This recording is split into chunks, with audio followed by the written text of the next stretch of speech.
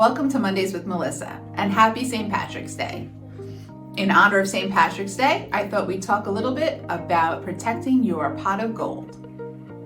So whenever I meet with clients, we talk so much about where they want assets to go after they pass away. If they want to leave them to a spouse or a child, if it's a second marriage, they want to make sure that each parent is leaving the assets to their children from their prior marriage, or maybe there's a disabled child and we want to make sure we're leaving the assets in a special needs trust. So everybody is very concerned and kind of entrenched in this idea of, where am I going to leave my assets when I pass away?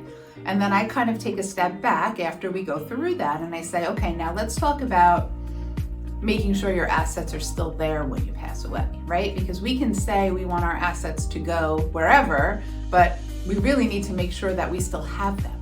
And if you become sick, if you need care, whether it's at home or in a nursing home, you may go through all of your assets and not have the assets to leave to the next generation or to grandchildren or whomever you are choosing to leave them to. So while we're talking about wills and where we want assets to go when we pass away, we need to talk about asset preservation, asset protection.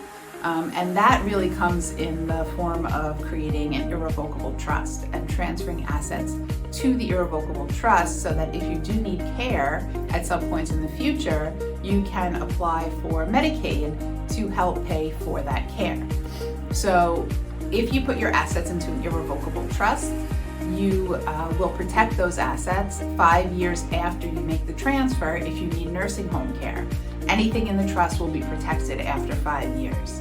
And in New York State, for Medicaid at home, there is no 5-year waiting period. You're eligible the first day of the month after you bring your assets down below the resource level.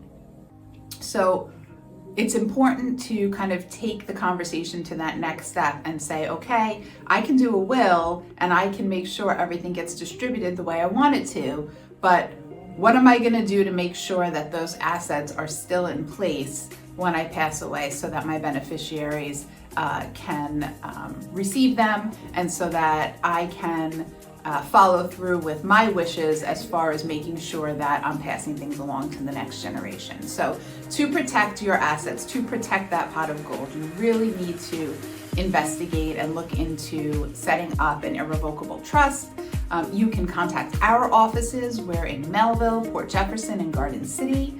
You can look at our website at conaelderlaw.com, and you can certainly give our office a call and we can talk about all the different strategies available to protect what you have and what you've worked so hard for.